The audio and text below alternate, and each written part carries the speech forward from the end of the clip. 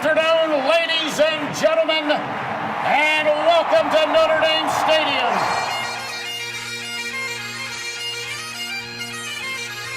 Zibikowski trying to get to the outside. He has blockers in front.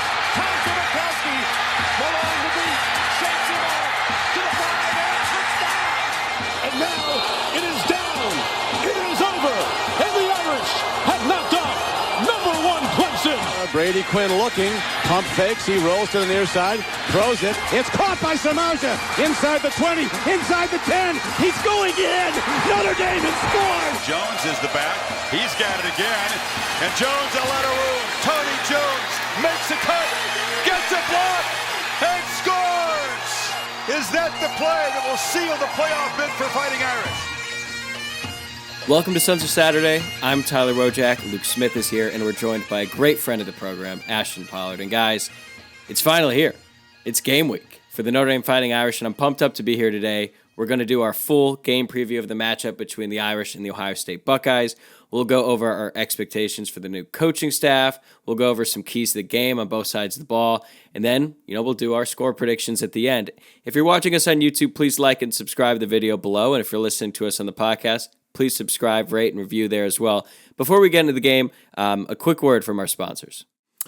This episode is sponsored by the Hoss Company, a lifestyle brand that's about being the best version of yourself.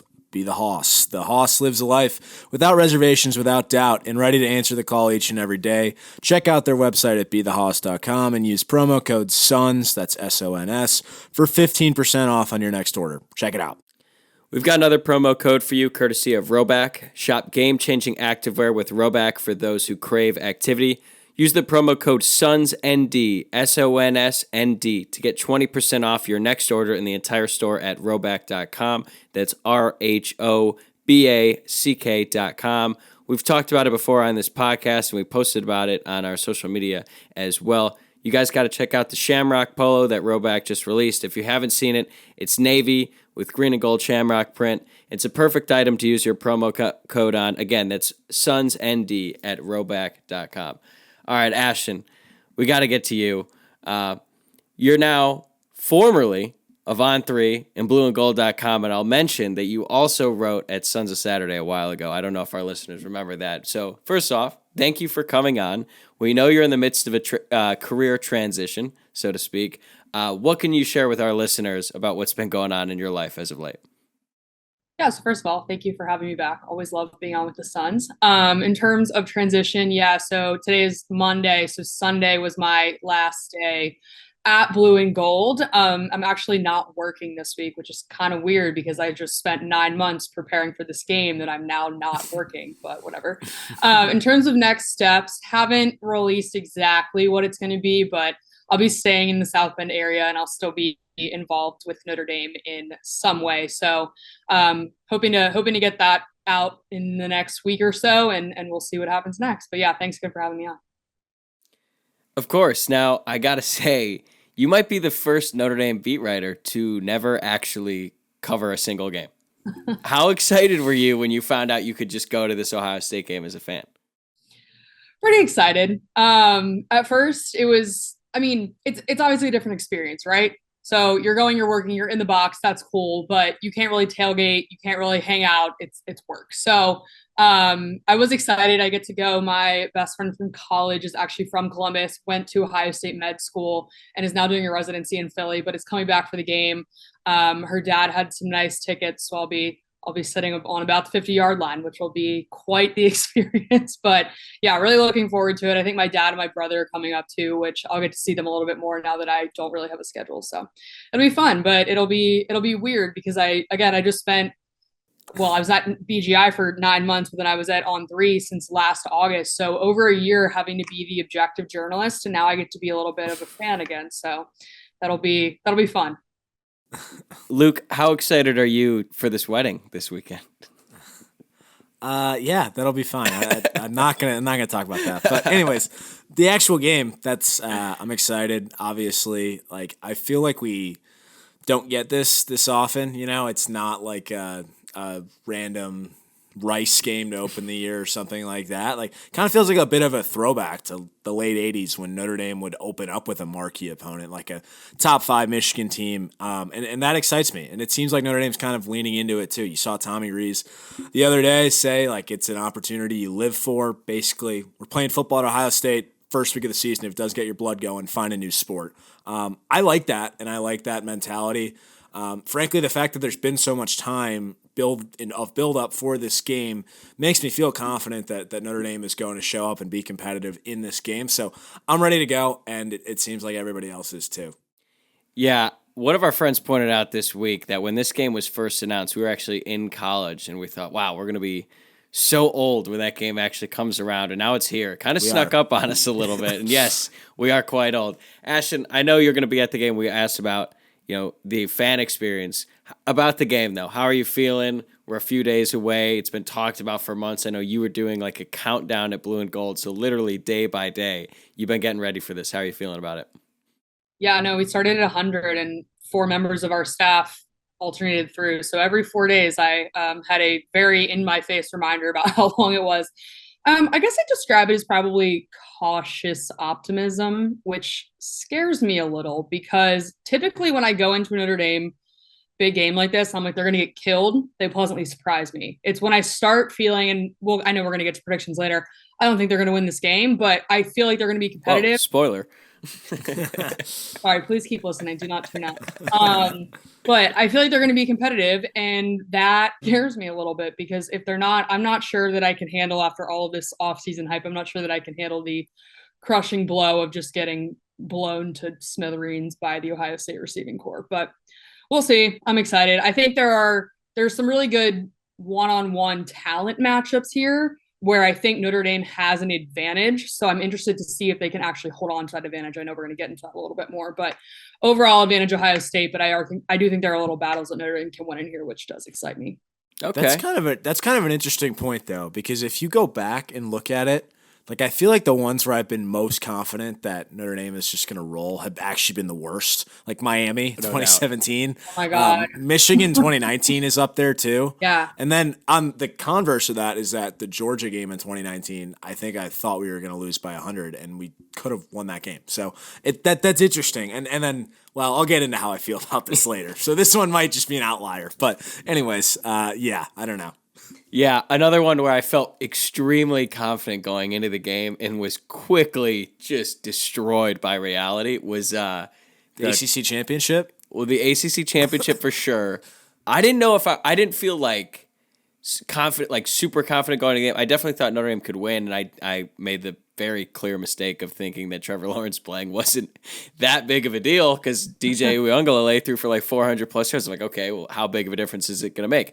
Apparently, a lot. So that game, yes, but I was actually thinking of the CFP semifinal against Clemson. I guess it was because we were like brainwashed in the days before that game when we were hanging out in Dallas, Luke. And I think you and I talked about this, how we didn't see a Clemson fan, literally not one person until we walked into Jerry World. And there they all were. There they all were. It was like, we thought it was going to be like 65-35% Notre Dame, and it just was not. There's a hell of a lot of Clemson fans there, and that Clemson team was pretty good. They were all right. Yeah. So yeah, I feel like going into this game, I feel a little bit similar to that Georgia game in 2019, but it's a little bit different because at that point Notre Dame had a few games already under their belt, and they didn't look that great. We have really no idea what to expect with this team. It's a new regime. But this sort of segues into an announcement that was made since our last episode. Notre Dame announced its captains for the 2022 season. Some familiar faces, Avery Davis, Jared Patterson. Some new captains as well, including Michael Mayer, J.D. Bertrand, Bo Bauer, and Isaiah Foskey. It's a new coaching regime, but some leaders on this team who've been here for a while and who have already made a big presence on the field at Notre Dame. Ashton, what did you think of this group? And I guess the timing of the announcement, because it was pretty close to the start of the season. Yeah, so I think you look at those six, and there aren't really any surprises to me on that list. I think it's fantastic that Avery Davis is still a captain. Marcus Freeman actually talked about it today in his press conference that was basically the moment that he was with Davis after he tore his ACL in his apartment. And Davis's just desire to still be with the team and help the team kind of showed Freeman that this team needed Davis as a captain. And I don't know the ins and outs of how this voting worked, but Patterson obviously makes sense. I mean, I think there were so many returning veterans especially on the defensive side, that there were about like 10 guys that if you said they're a captain, I would have been like, kind of makes sense. Okay. Obviously the offense is a lot younger and a lot less proven, so it makes sense that there are fewer offensive captains. But yeah, I mean, no surprises to me, I don't think. Yeah, I don't really think I have any issues with anybody in this group. I guess the only one that I thought might be a captain who ended up not being was Jack Kaiser, but there's just so many, I think, others that filled those roles that I guess it's not a big deal either way. That was just the only thing. And then in terms of the timing, like I kind of looked at this a couple of days ago. They've kind of been all over the map with when they announce captains and when they don't. Like sometimes it's a couple of days before the game. Sometimes it's at the start of fall camp.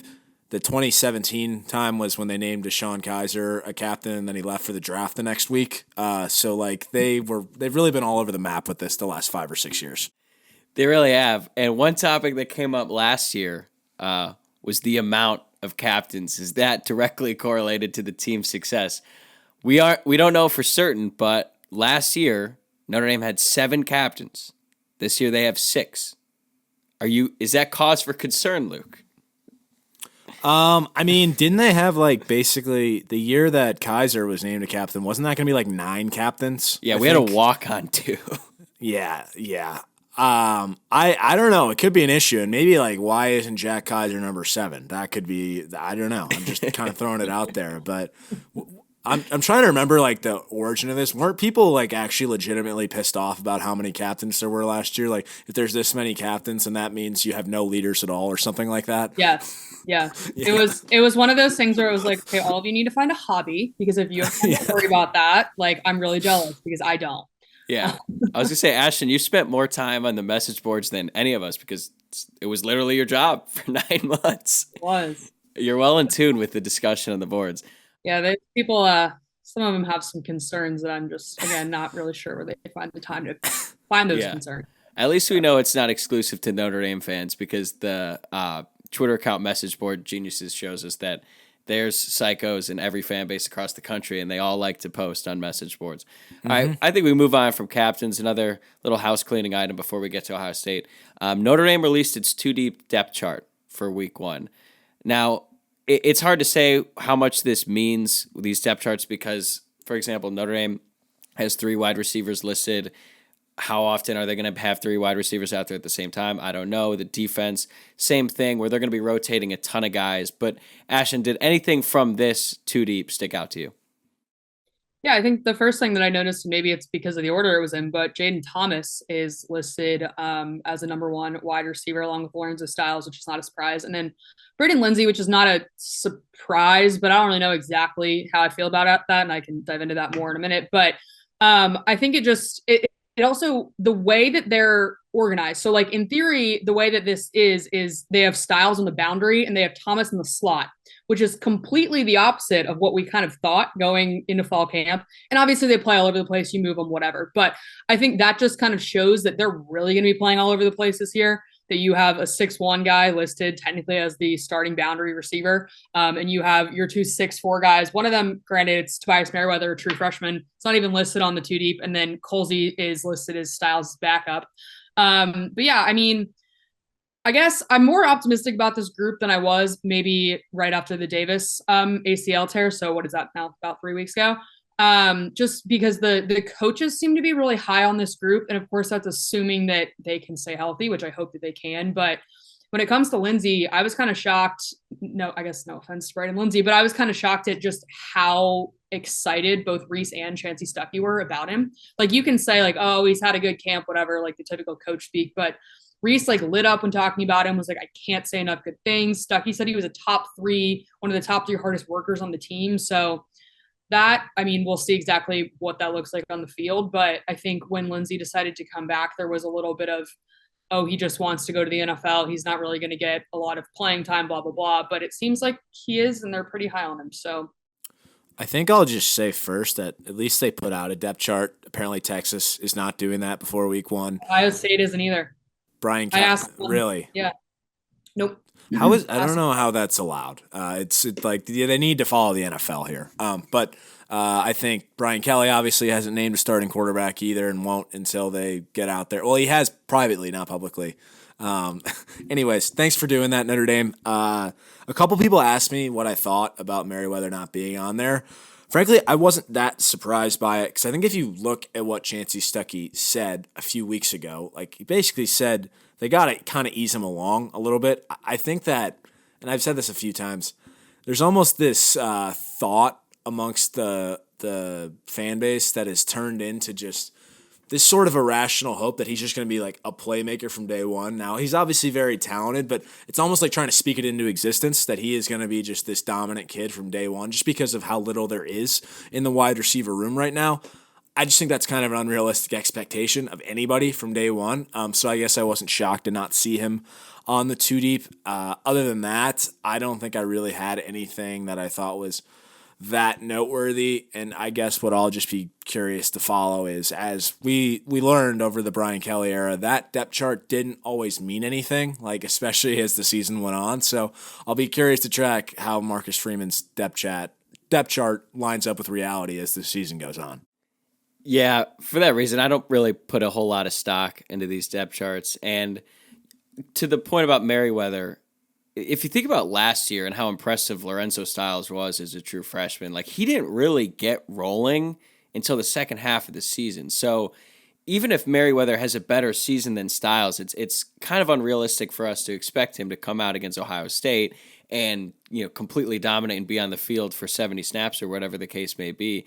Now, with that being said, I do think he's going to play probably closer to like 15 to 20 snaps. I think he'll play more than like Deion Colsey, who's nursing a knee injury. But on the other side of the ball, I thought it was a little bit surprising that there's an or next to the names for all the safeties. Now, Chris O'Leary, the safeties coach, has been pretty coy in interviews about how Notre Dame is going to utilize their safeties. He said that they might use 3 safeties, or I think maybe the media saw them running 3 safeties and they asked him about it and he sort of dismissed it.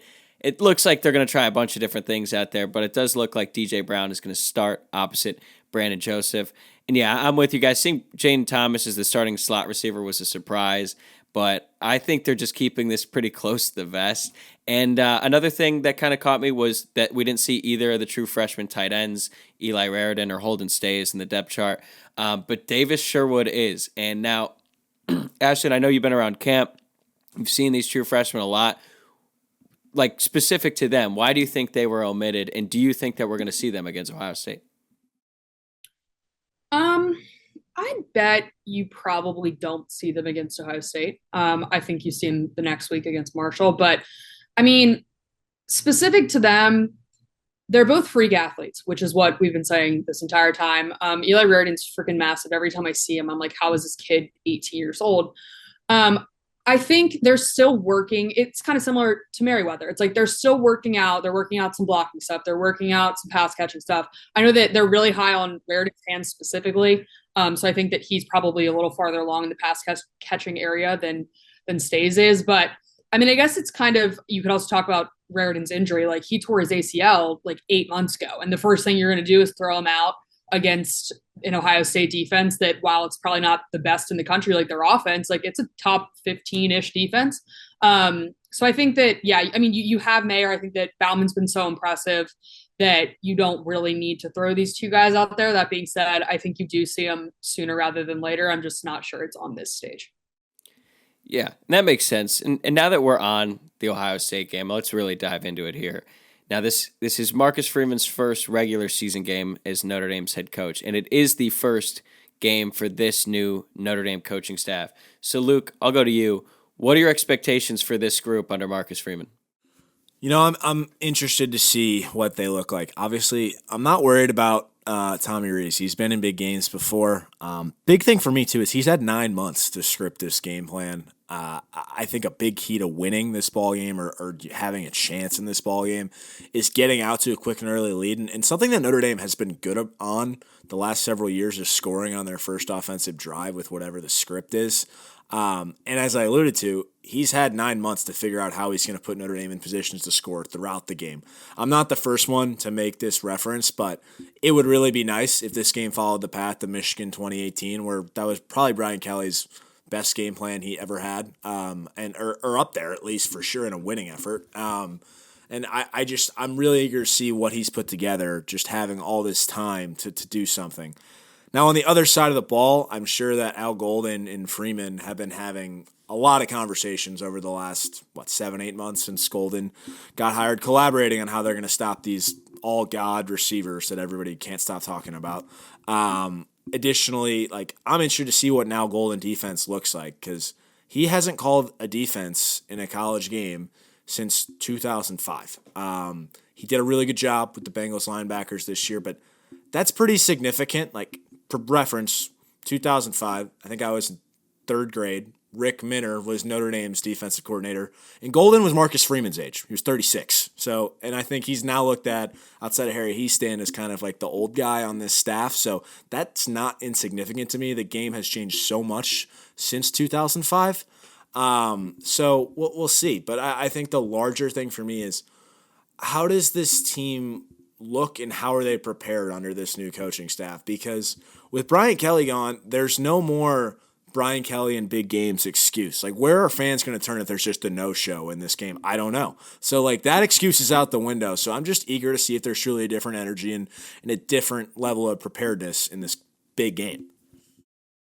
Yeah, I might be a little bit higher on Golden than maybe Luke is. And I think that's more just from a game management and understanding kind of how to handle a big environment. That gives me when Tyler, you sent out these questions, that was kind of the first thing that popped into my head was, if you took Al Golden out of this equation and you have a defensive coordinator in there that does not have the resume that he does, has never called a defense, has never been a head coach, any of that stuff, I think I'm significantly more concerned about it. I'll also say, and I know we're going to get into keys on both sides of the ball, but as Luke just said, the Ohio State passing attack is kind of the big, huge thing looming. And both Mickens and O'Leary, the cornerback and safeties coaches, they've both been in environments like this. So I think similar to Reese, while it hasn't always been super pretty, they at least have some sort of experience with games of this magnitude. And hopefully the outlook that Freeman's brought helps get them through and they have a better showing than, say, Oklahoma State last January. But I think up front, with Washington, and obviously Golden's also the linebackers coach, I kind of look at it as that group is too talented and experienced to kind of mess this up. I have a hard time believing Foskey, Jason Admilola, even Justin Admilola, who's backing up Foskey, I have a hard time believing they just won't show up. Will they be able to stop every single play? Absolutely not. This offense at Ohio State's ridiculous. But I think the concern is more in the secondary, and you have two coaches there that are experienced in addition to an Al Golden that, yes, I totally agree, Luke, that while there is a little bit of a question with having not called a defense in nearly 2 decades, he at least kind of knows what it's like to handle a big game, I guess. That's kind of where I stand. Yeah, that makes total sense to me. I think the Al Golden Marcus Freeman dynamic is going to be really interesting to me because personally, I have a ton of faith in Tommy Rees in this game. He's been in these situations before as Notre Dame's offensive coordinator. He was around under Chip Long, and he's been there. He's seen it. Like Luke said, he's had 9 months to prepare for this. And most of all, I'm just so excited to see what this version of the Tommy Rees offense looks like with Tyler Buchner under center. And we don't really know what to expect because we've heard about practice reports, a lot of RPO, quad RPO, basically giving the quarterback 4 different options every time he snaps the ball. I'm more concerned with how the defense is going to be managed just because we haven't seen it yet. On one hand, you look at Ohio State and you say, okay, they got a new defensive coordinator, Jim Knowles. That takes time. Implementing a new scheme takes time. Notre Dame brings in a new defensive coordinator, but the guy who was that before is the head coach. And Golden and Freeman are playing nice in practice, and I totally believe that their relationship is strong.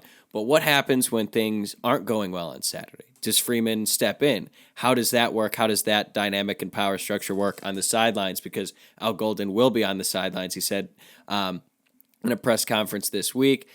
Obviously, the defense completely collapsed during the second half of the Fiesta Bowl. Now, that was Mike Elston calling plays, who's no longer with Notre Dame. He's with Michigan. And they really only had 3 weeks to prepare. So I think we're all excited to see how Marcus Freeman is going to do in his first real game as a head coach with the staff that he hired. Another thing that I'm just curious to see is Freeman's demeanor on the sideline. Like, I know that was there was some fodder on message boards about how calm Freeman was as the game just slipped through Notre Dame's fingers, and he was really calm. Are we going to see a more animated Marcus Freeman on the sideline? We've heard about him sort of ripping guys in practice and just getting on them, and he's got high expectations. We're used to the very personable Marcus Freeman that we see in these press conferences, these interviews at these Notre Dame speaking events. But all that goodwill could go out the window if things don't start off well this season. And I think that's what intrigues me the most about this game is it's not so much like the X's and O's and stuff, because I think Notre Dame's going to do well, but the demeanor and how these coaches interact. So, Ashton, I'll toss it to you. How do you think that's going to work on Saturday under the lights in Columbus? Like the demeanor between coaches or with – yeah, I mean, I think that in addition to obviously Freeman having a lot of trust in Golden, he wouldn't be on the staff if he doesn't. I think Golden has a lot of trust in Freeman. And again, to your point, I'm kind of talking about this with no idea how these two are going to operate together on the sideline. Largely, I'm just speculating and opining because we're sitting here. But I think that Golden's not coming in. I think a big thing is Golden's not coming into this with I'm older than you. Like, yeah, on paper, you have the title of head coach, but I want to come in and overthrow your defense, as we talked about all throughout the winter. I think that Golden genuinely has a trust in Freeman and not necessarily will always defer, obviously, and that's not what Freeman wants either. But I think that there is a mutual trust there that maybe if you looked at on paper their resume, head coach that's 36, defensive coordinator with all this experience that I think he's 50, 49, something like that. You might speculate that there's going to be an issue there. I think there's maybe less of one than you could have. That being said, I don't really know. I don't think we know until we know. I feel like this has been talked about a lot with Scott Frost, where it's he comes in and you're this is the perfect person for this position. You truly have no idea. We're talking about this with absolutely no idea. So take that with a grain of salt because Scott Frost is not working out, but just who popped in my head. I didn't expect some Scott Frost conversation today. All right, let's go to the offense here. We've talked a little bit about it. What do you think are the keys for Notre Dame on offense Saturday, Luke? It's all going to come down to Tyler Buchner and his ability to handle that environment. But I think we all know that. So I think another piece starts with the offensive line. Even with Jarrett Patterson questionable, and I think between the three of us, we're all somewhat skeptical and not very optimistic what that actually looks like in terms of him playing on Saturday. But I think this group still has the potential to be very good even if he is out. But let's face it, every time they played a good opponent last year on the defensive side of the ball, they really didn't play very well. And they struggled, especially running the ball. That can't happen Saturday. And I'm just eager to see what that looks like because despite the talent and just the offseason work with Harry Hiestand, I'm still wary of kind of what that group might look like on Saturday. We just assume they're going to be a lot better. And I think that that's a pretty large assumption to reach you. And I know people have seen them in practice. Blake Fisher and Joe Alder are incredible. But I go back to something that Liam Eichenberg always used to say, and it was that it takes an offensive line a couple games to gel together before you really start kind of cooking. And Notre Dame doesn't have that luxury this year going up against Ohio State in week one. I go back to what Liam said. That was definitely true, that 2020 group that almost ended up winning the Joe Moore Award. They weren't very good to start that season, and then they were probably the second best offensive line in the country that year. So I just think they need a lights-out performance from that group on Saturday, and they need to be able to run the ball. And I'm very eager to see what that looks like outside of the obvious that Tyler Buchner has to play very well. And honestly, I feel pretty confident in his abilities to do that. I think that's the next biggest piece for me. Asher, what about you? Yeah, no, I totally agree. And I think that the Buchner and the line obviously go hand in hand. Buchner's making his first start ever at the Horseshoe at night. It's going to be loud. There's going to be 100,000 people there. And he's going to make mistakes. But I think those mistakes are minimized if he has time to go through his reads, to think about what he's doing for a second instead of just being chased down by what is actually a really, really good Ohio State defensive line. Like, again, their offense gets all the love, and they absolutely should. But, I mean, you have two of, like, the top 10 recruits from the 2021 class in Jack Sawyer and JT, I think it's Tuamaloau. Is that how you say it? Something like that. Tuamaloau, they're both top 10 recruits in the country in their class. They're coming back to their second years. Taylor Williams didn't play a ton last year, still had 5 sacks. Like, this is a really, really good defensive line. And if Alt, Fisher, whoever's playing in Patterson's position, Logan Carell can't keep that defensive line in check among, I mean, obviously all 11 of them in check, but particularly up front, Buckner's going to make a lot more mistakes than Notre Dame can afford, and they can't really afford any. So, yeah, I mean, I think that the key, in addition to the obvious, which is Tyler Buckner, but it is the offensive line. There's also, I mean, there's so many questions elsewhere aside from Mayer, of course, but the wide receivers, we don't know exactly what they're going to look like. The running backs, I think there are 3 really good options there, but again, we don't really know. Tyree's very injury prone. Like, is Tyree going to twist his ankle? Because it seems like that happens a lot. Is Estime really able to do all of these things that we've been told he's able to do? All of that. So I think when your offensive line is supposed to be kind of your token thing, as it is at Notre Dame, that has to work, or else this is going to get ugly very quickly. Yeah, I could see how that happens. For me, I would say from a schematic standpoint, what I'm really interested to see is how is Notre Dame going to counter the double teams that Ohio State puts on Michael Mayer? Like, Ohio State has 9 months to prepare for this game, and we don't really know exactly how that defense is going to look under Jim Knowles. We know he runs a 4-2-5. And I think if you're Ohio State and you're Jim Knowles and you're smart here, you're going to look at 87 and you're going to double team Mayer on pretty much every play. And what can Notre Dame do to take advantage of that? In the Fiesta Bowl, we saw Lorenzo Styles get open on a seam down the middle of the field when Oklahoma State doubled Mayer across the middle, and it led to an easy touchdown. I think Notre Dame's skill guys are going to be in a lot of one-on-one situations with so much attention being put on Mayer. And that being said, Notre Dame is still going to need Michael Mayer to make some plays in some big spots, even if there are double teams. Notre Dame could always split him out wide and try to get him in some one-on-one matchups with an undersized corner. But the fact of the matter is Ohio State is sometimes – they're just going to eliminate Mayer on some of these plays because he's clearly their best player, and that's what defenses try to do. So if Notre Dame's skill guys are able to take advantage of these one-on-one situations, I think Notre Dame's offense is going to be in a really good spot. I mean, you guys have made the points. Like, they got to be able to run the ball. They can't turn it over. And every single time that this game is brought up, I feel like people immediately point to the Oregon game last year when they were able to run all over Ohio State and win. But I just don't think it's that easy. But something we haven't really touched on is, like, yes, Notre Dame needs to run the ball. They've got Tyler Buckner. Ashton, you've been around this group. We've heard a lot about Audric Estime. You mentioned Chris Tyree is a little bit injury prone. And now Logan Diggs, who is somehow able to recover from a torn labrum in, like, the fastest time a human has ever recovered from that injury.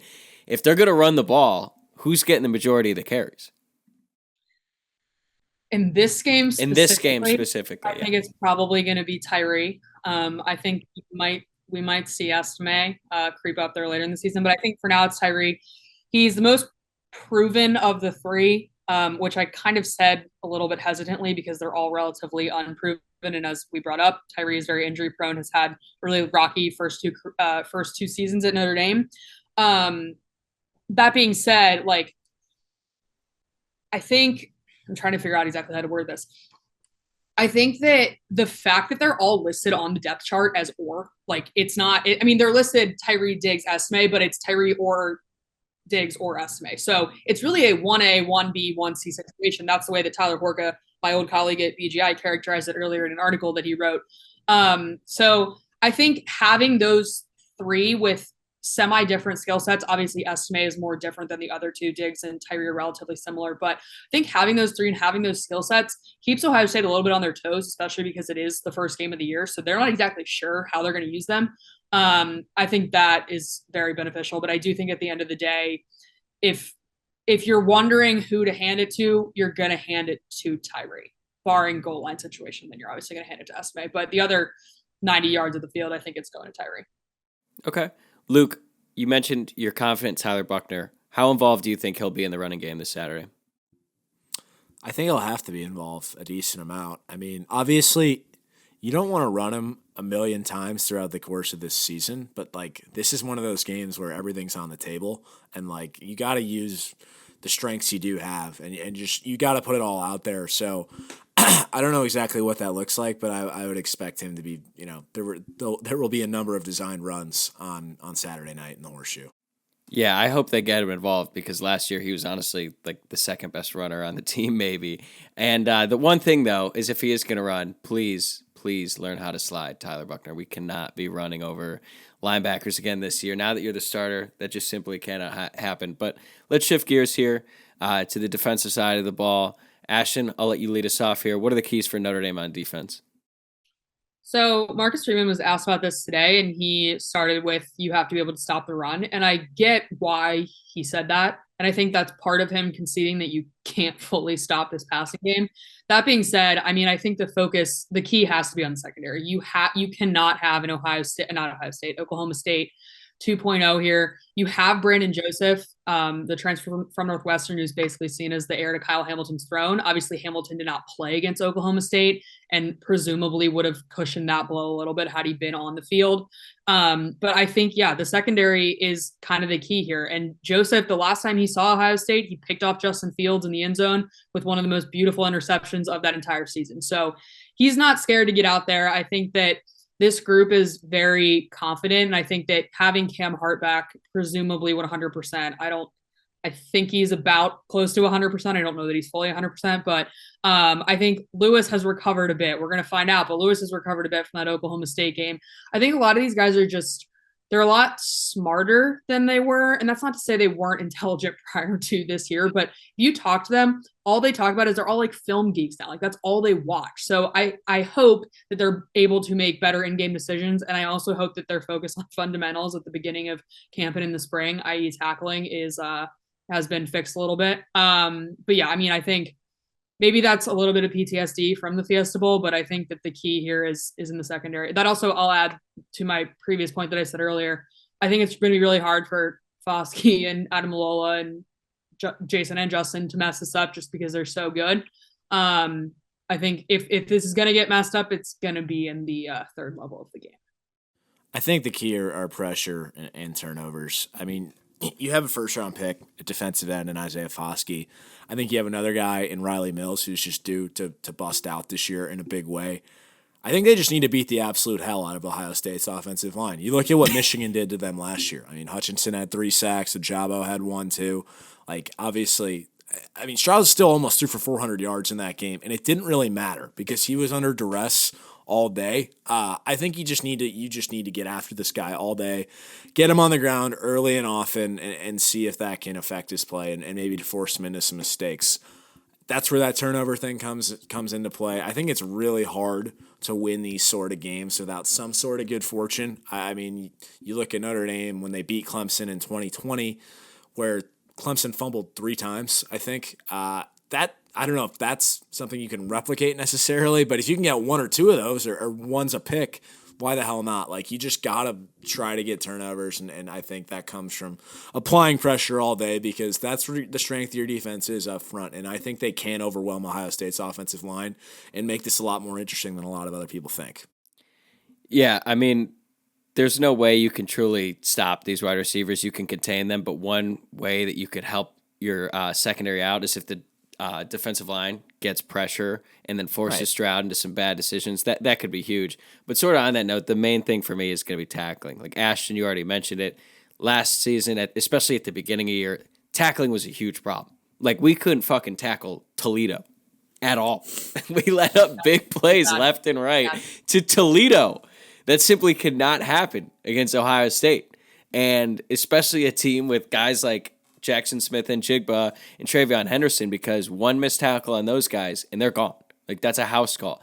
And like the most standard cliche ever for a defense is, well, you want to keep everything in front of them. Well, okay, yeah. Especially in this case, you can't get beat over the top and these guys have the playmakers to do it. So when they run those underneath routes that Ryan Day loves, I think he literally killed Michigan in 2019 just running mesh over and over and over again. I don't think that's going to happen, but for Notre Dame, if you've got a guy wrapped up, like you have to bring them down. Or if you have an angle on him, you have to get them down. Or else you start giving up some big plays. And this game could get ugly in a hurry. But Ashton, you did say that Notre Dame has been focused on tackling. Am I going to be pleased with the tackling effort on Saturday? I hope so. They look pretty good. I mean, we didn't get that's a lot of what the coaches told us. We didn't get to see a lot of live reps in practice at all. But yeah, I mean, I think this fundamentals thing, that's another thing in addition to just like the general just being more football intelligent, which is what all of them told us. It was that focus on fundamentals, on turnovers, on tackling.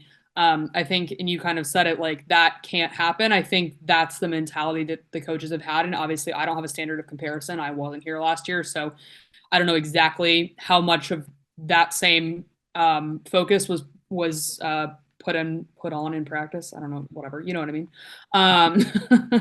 But yeah, I mean, I hopefully it's better. Hopefully it's better for Brandon Joseph, because that was his issue. If you look at his grades from the past 2 years, tackling's like his major issue. So I think if your star safety can't tackle, that's going to be an issue against this offense.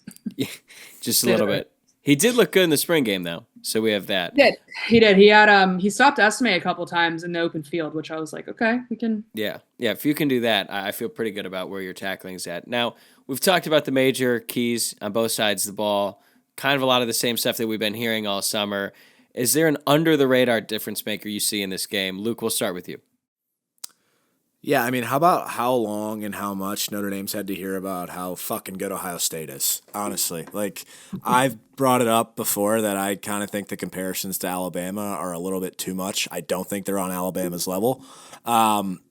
This is still the same Ohio State team that got the shit kicked out of them by Michigan 10 months ago, physically abused. So I don't know how many times I've heard this game isn't going to be very competitive, yada, yada, yada. Today there was a headline talking about Ohio State's receivers, calling them some of the most talented to ever play in the history of the game. That was outrageous. My point is that Notre Dame's had a lot of guys that have played in some really big games. They played in the college football playoff. They have guys who've beaten number one Clemson. Like, there's a reason Isaiah Foskey came back. The Ademilola brothers came back, Bo Bauer, etc. Like, they thought there was something special here. They wanted to play for Marcus Freeman, and they felt like they had a chance to compete for a national title this year. So, like, you don't think that it annoys them a little bit that all they've heard is basically don't show up to the first game of the year, because that's kind of what the conversation has been for months now? I just think, the game's still played on the field, but that has to have some sort of influence. Isaiah Foskey said as much, that like he thinks this team is unstoppable that they have, and that's Notre Dame, not Ohio State. So I'm just really eager to see if they're able to kind of use that as fuel going into this game. Like, obviously you don't want to get too caught up in that, but I have to believe that it's been too hard to ignore for as long as it's been going on. Ashton, what about you? Yeah, I'll go player specific here. I think the two freshman corners, Jaden Mickey and Benjamin Morrison, obviously they're not going to start, but I feel like, kind of going off of what Luke was saying, the knock when Notre Dame plays Alabama is they don't have the 5-star talent and they don't have the backups to match Alabama's backups. Now, obviously, neither one of these guys is a 5-star. You're not going to be able to remedy that overnight. That being said, I think if you do have these backups in these two corners that the coaching staff absolutely loves, that can maybe mitigate that a little bit when you do have to cycle Cam Hart out, Tariq Bracy out, Clarence Lewis out, whoever. And I think that their confidence level, like, they're going into this game, yes, they're true freshmen. They've never played a college football game before, but they're two of the most confident guys on the team. Like, Mickey trash talks to Tommy Reese's face in practice, according to some of the players. And Morrison, like, the day that Logan Diggs got his contact jersey off, Morrison, like, lit him up because he was like, this is football. Like, this is what we're going to do. So I think those two, because I mean, they're very under the radar in the sense that they're not starting, but I think that those two, their confidence level, they're not going to be intimidated by this environment, which is a good sign, because obviously you're starting 2 or 3, including Bracy at nickel. They are not going to play every single snap. And if you have freshmen that you have to throw in out of necessity to get them a break, and those guys aren't confident, and I mean, obviously these guys are talented too, but if they're not confident, like, they're going to get burned immediately. I'm not sure these guys are going to get burned from a lack of confidence. They might, just because of freak athletes like Jackson Smith and Jigba, but confidence is half the battle here. So I don't know. Yeah, those are the two that stuck out to me, and maybe the two like non-starters that I'm most excited to see play. How much do you think we'll see them play? Like not special teams. How Yeah. often do you think they'll be rotating out there in the secondary? 15, 20 snaps, maybe. Okay. I mean, that's a ton for a true freshman in their first game, especially. Well, the reason I kind of say that is because when you ask Freeman about freshmen playing, he doesn't really give an answer ever until he was asked about these two, and he was like, "They're going to play." So that kind of made me think they're going to play a little bit more. I mean, maybe 10 to 15. I don't know. I think it's more than like 2. Yeah. I would say 20 seems like a lot, just based on what we've been hearing about how good Tariq Bracy and Cam Hart and those guys have been. I guess I'm thinking that Ohio State's going to run like 95 plays. Yeah. Well, let's hope not. That's probably not good if they're running 95. Oh, yeah. Okay. I'll lower 10-ish. Yeah. I mean, they're probably getting in on like nickel and dime packages, so probably obvious passing downs in important situations. So even then, that would be a lot.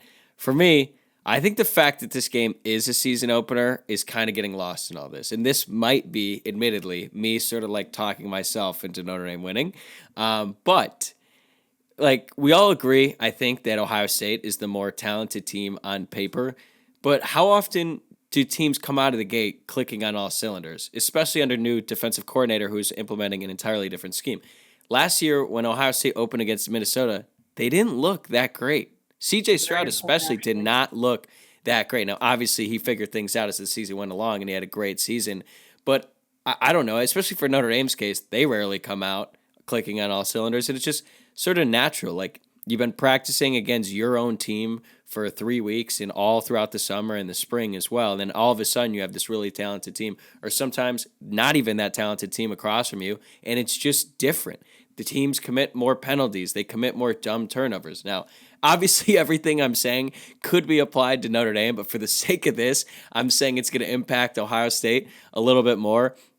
And I just feel comfortable about where Notre Dame is. And in a game like this, like you got to hope, like Luke was saying, you need some good fortune. You need the other team to make some mistakes. And really what I'm saying here is I'm much happier that Notre Dame is playing Ohio State in week 1 than week 7.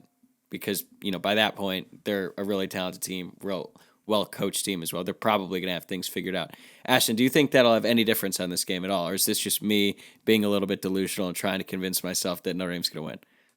No, I think it totally is. I mean, I think, yes, you're right. It can be applied to Notre Dame too. But, yeah, I mean, if you gave me the option play Ohio State now or play them Thanksgiving weekend like Michigan is, I want them right now. Primarily on the defensive side of the ball because Jim Knowles, I mean, he has a lot of talent at his disposal, and obviously he's proven he's very good at his job. But, like, he's not going to have all of this figured out. Again, you could apply this to Notre Dame and Al Golden. But for the sake of this exercise, as you said, we're only going to apply it to Ohio State. So, yeah, I would rather do it now than in November. Yeah. For sure. And, hey, if you look at Jim Knowles and how long it took him to transform that Oklahoma State defense, it took him like 5 years. So now he's going to do it all in one game. All right, let's get to the score predictions.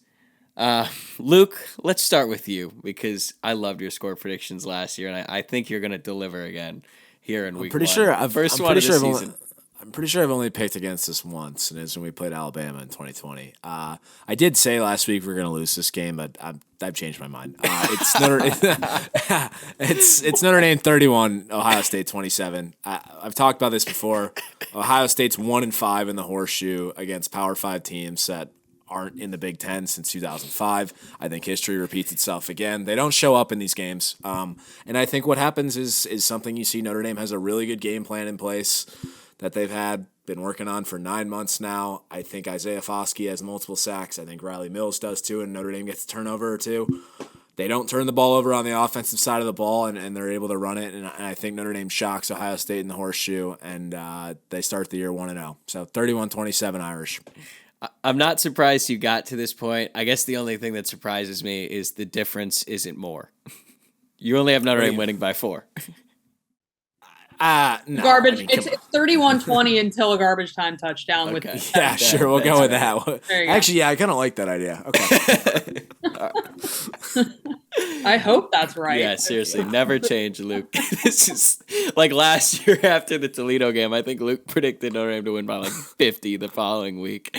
No, I did not, actually. I did not. Or was it 50 in the Toledo I said game? they were going to beat Toledo by 50. Yeah. I can't wait to go an hour on Marshall next week to talk about how we're going to beat them by 60 for that to be a 2-point game. All right. Ashton, what's your prediction? Well, I hope I'm wrong and Luke's right, because I have a 38-24 in favor of Ohio State. I think this game stays close in the first half. I think, as we talked about, Notre Dame is able to score because I think Noel's defense is not going to be perfect on day one. That being said, I do eventually think that Notre Dame, it's kind of the backup situation, which I just touted at the corner position. But I think in general, I think this offense is going to be able to wear Notre Dame down a little bit. I think this is like a 7-point game going into the last 8 minutes or so. So I am kind of saying like 38-24, but it's 31-24 into the last X number of minutes. But I just, maybe it's just me protecting myself from disappointment. I just don't know that they're able to win this game, but I hope I'm wrong. Ashton, you had a great quote there. You said, I hope I'm wrong. I hope Luke is right. That's pretty much what I've said about every single score prediction that we have ever done. Because Luke's... You gotta have balance. You gotta have somebody who's all in. What are you talking about? We've lost like 4 games the last 3 years. Nobody's wrong, ever. No, I mean that the margin of victory for you is always much greater. And I feel like we could have saved ourselves. I don't know about that. A lot of like close games if you had just been right with the score prediction. Look, I've tried to get to the point where I predict Notre Dame, and I can't get there. Unfortunately, I'm going to be honest, I can't really get rid of that Fiesta Bowl and how our secondary made Spencer Sanders look like a Heisman candidate. I know the circumstances were different, but it's just really hard for me to think that the defense is going to improve so much from that time to now that they're going to be able to shut down this passing attack. So I'm going to take Ohio State 41-27. I do think it's going to be close. I even think there's going to be opportunity probably mid to late third quarter where Notre Dame could have a chance to take control of this game. But I don't know if Notre Dame's wide receivers are going to be able to keep up. 41-27, obviously that's a high-scoring game. There's going to be a lot of plays. And last year, in the second half of that Fiesta Bowl, our receivers just got burnt out by the end. And Ohio State can just kind of keep bringing guys in. And plus they have a really awesome running back that we haven't really talked about a whole lot, but I just think that they're a little bit better today. Now, that being said, I still think Notre Dame is a really good team and will have a really great season, but it's just hard for me to get to the point where they're knocking off Ohio State in Columbus in week 1. We didn't even talk about how the spread is 17.5. Yeah. So we all predict Notre Dame's going to cover. Yeah, that spread's ridiculous. It's so I was also just going to add quickly, the fact that we haven't talked about Trevion Henderson, as you just said, and he is literally a Heisman candidate, according to everyone, is a testament to how terrifying this offense is. But we'll see. The hope there, maybe some of his freshman tendencies aren't gone and he drops ball or something. Yeah, and Ohio State's got to replace 2 all Big Ten guys in the offensive line. So I guess we're just hoping that they don't run the ball that much. But Luke, we should talk about the spread real quick before we go. 17.5 is crazy. That's higher than what Notre Dame was against Georgia in 2019 when I felt that was I felt like, I think, what was that, 15.5? I think so. I think it may have closed closer to 14, but it got up to but that felt right. 16.5 at one point. Yeah, it might have. It was kind whatever of it was. It kind of felt right at the time because Notre Dame hadn't really looked that good. Now, obviously, we know how that game went. This one I don't like. You're trying to tell me that basically outside of 3 teams in the country, Ohio State is favored by at least 17 against everybody in the that just doesn't make any sense to me. I'm sorry, that's just not the case. Yeah, I see that, and also Notre Dame was 19.5-point dogs to Alabama in the CFP semifinal after 2020. That felt appropriate at the time, and Notre Dame covered. I think they lost by 17. So yeah, they did. This seems like a lot, and the thing is, it keeps going up. I actually thought it'd kind of come down to 14. It just hasn't. So it seemed to jump right after the Patterson news, and then it has just stayed. Even though the Patterson news, I feel like it's gotten maybe this was just message board fodder, but there was a rumor that it was a serious foot injury. And that's when I saw it jump. And then obviously it's not serious in terms of out for the season or anything. And it still just really hasn't come back down. But I guess people are just operating a little bit under the assumption he's not going to play, which is kind of the opposite. Yeah. What was that? What was that one tweet we saw last week? Somebody blamed it on the spring game. I was just going to say, at least that analysis is more sound than what we saw last week. I don't remember who posted it, but they were talking about the spread and how it opened at like 14.5 or whatever. And basically this guy was making the point that the spread opened at 14.5 and then the spring game happened, as if that's all of a sudden some indication. The spring game that the starting quarterback did not play. And, the fact that it's a fucking spring game. There is that one guy that just tweeted about that's all a of our Notre Dame opponents' fan, spring. too. Yeah. It was like watch the USC spring game was locked in. The Navy spring game. Yeah. I've seen enough. The Lincoln Riley era is going to fail. I just watched a scrimmage. All right, I think it's time we wrap up here. You guys got any final thoughts on Ohio State before we close this out? Can you imagine watching the Navy spring game as a non-Navy fan? That's next level sick. Or as a Navy fan, maybe. No disrespect. Yeah, or as a Navy fan, exactly. Thank you for serving our country, but I just don't want to watch that spring game. Yeah. I have nothing more. I just want this game to happen so we can stop talking about it, frankly. Yeah, it's fair. I'm ready to move on from this one big time, but if they win, I'm going to talk about this for the rest of my life if Notre Dame wins this game. Would it be the biggest win of our lifetimes? I say yes. I might think going into Norman in 2012 and beating them is close. Yeah, somebody asked me about that the other day, and I feel like this is just so different because that was Notre Dame was 7-0 at that time. So just because at the juncture of the season, this. Obviously, that was a massive, massive game and a very impressive win, but this just feels different just because there's been so much build up to it. And so I just don't know if it's an apples to apples comparison. But yeah, I don't know, maybe. I don't know. I don't know where I fall on that. Okay. I would say it is just because as great as that Oklahoma win was and the stakes and being in contention for the national championship, it gave us a little bit of a false hope that we were now an elite program. Whereas, in this game, if Notre Dame goes into Columbus and beats Ohio State, I really do think it says a lot more about where the program is at compared to the elites of college football than that win against Oklahoma did, as great as it was. And then, Anthony Brown did win at the Horseshoe last year, so let's not get over our skis here. Are you going to be saying that after the game if Notre Dame wins? We're like, guys, we should actually calm down because Anthony Brown beat Ohio State. I picked us to win, so yeah, maybe. That's true. You'll come in next week I'm actually not satisfied with that performance. Here's what's actually going to happen is in 5 years, you're going to ask the same question about an A&M game or something, and then you're going to be like, I think that in 2022, it gave us a false sense of hope that Notre Dame was elite when they beat Ohio State, and then they just crumbled.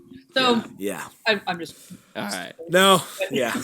All right, that's a good place to end it. It's a good note to end on. Yeah, that'll do it for this episode of Sons of Saturday. Ashton, thank you again for joining us on the show. And thank you guys for listening or watching if you're on YouTube. If you are watching us on YouTube, please don't forget to hit that subscribe button and like this video. And if you're listening to the podcast, please subscribe, rate, and review. Luke and I will be back next Sunday. Yes, Sunday. We're going to be releasing our shows a bit different this year. So be sure to follow us on all of our social media channels at Sons of Sat Irish to stay updated on all of our content throughout the year. We hope everyone enjoys the game this Saturday, and we'll be here to talk through with you guys the very next day. So we'll talk to you soon. Go Irish.